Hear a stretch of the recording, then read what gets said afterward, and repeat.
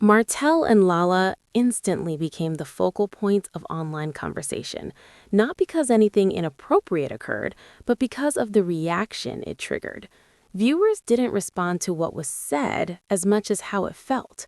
The energy shifted, the tone changed, and suddenly people were paying attention to who looked uncomfortable, who seemed bothered, and who appeared to be losing control of the narrative. In reality TV culture, moments like this matter because they expose what people work overtime to conceal, especially when the cameras aren't supposed to be rolling. What made this situation stand out was how subtle yet loud the discomfort appeared. There was no argument, no direct confrontation, no explosive reaction. Instead, what viewers picked up on was tension, the kind of tension that creeps in when someone feels threatened but doesn't want to admit why.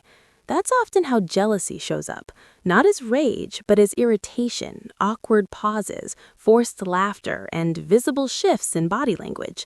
And when it comes to Arionne, many viewers felt they were watching someone struggle internally while trying to maintain composure externally. The discomfort wasn't about Lala specifically, it was about what Lala represented in that moment: ease, confidence, and freedom of interaction.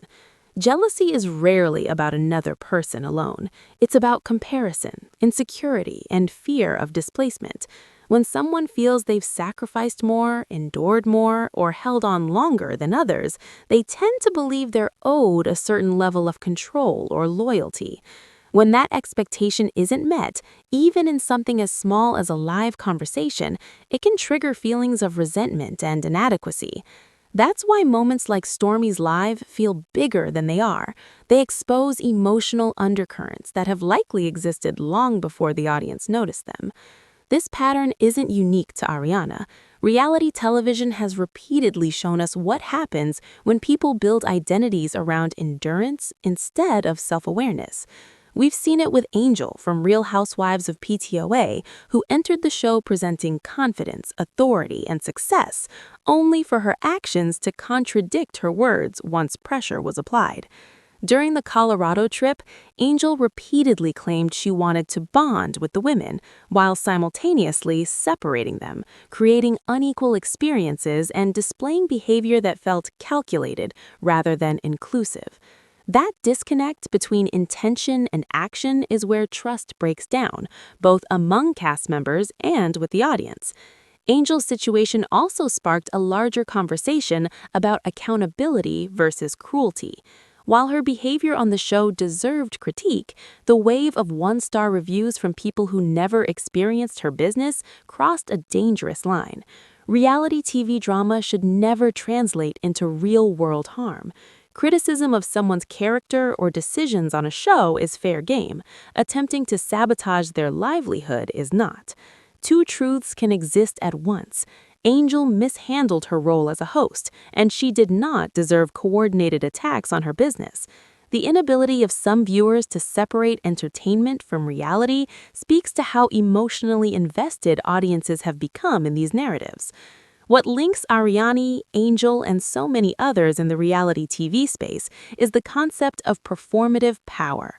People who consistently announce their strength, their marriage, their status, or their sacrifices are often trying to convince themselves as much as they're trying to convince others. This is something we've seen repeatedly across franchises.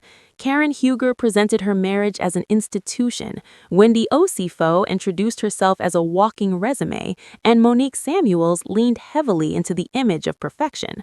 Over time, every single one of those facades cracked. The louder the performance, the more fragile the foundation beneath it. Karen Huger's recent interview following her incarceration is a perfect example of what happens when the performance can no longer be sustained. For years, Karen carefully curated an image of superiority and control, but prison stripped that away. What emerged was a woman forced to confront addiction, emotional stagnation, and unhappiness she had long avoided acknowledging. Her hesitation to fully claim alcoholism while embracing the language of lifetime recovery revealed how difficult it is for people in the public eye to surrender control completely. Accountability requires vulnerability, and vulnerability is risky when your brand has been built on perfection. The concept of the shadow self explains why these patterns repeat. Everyone has parts of themselves they'd rather not face: fear, envy, insecurity, resentment. When those shadows are ignored, they manifest through behavior. Wendy's identity crisis after years of academic achievement, Giselle's willingness to weaponize rumors, Ashley's tolerance of humiliation for financial security. All of these moments were shadow work playing out on screen. Arionne's discomfort during Stormy's live fits neatly into this framework. It wasn't about Martell speaking to another woman, it was about what that interaction stirred internally. Jealousy becomes most visible when someone feels replaceable, not because they are, but because they believe they might be. When your sense of worth is tied to sacrifice, endurance, or suffering, any sign that those efforts might not be rewarded feels destabilizing. That's why ease in others can feel offensive.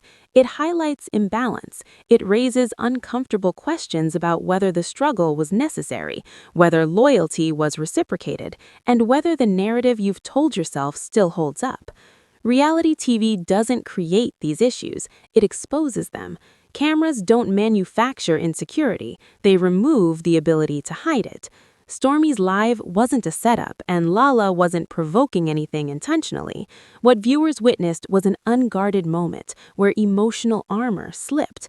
Those moments resonate because they feel real, even when the people involved would rather rewrite them afterward. The audience reaction also reveals something important. Viewers are becoming more attuned to emotional authenticity. They're less impressed by grand statements and more interested in consistency between words and actions. That's why Angel's trip backfired, why Karen's contradictions raised eyebrows, and why Arionne's reaction became a talking point. People aren't looking for perfection, they're looking for alignment. At the same time, there's a growing need for boundaries. Critique should never become cruelty.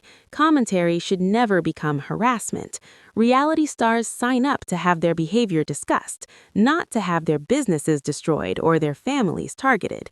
The line between accountability and harm must be respected, or the genre risks becoming something far uglier than entertainment.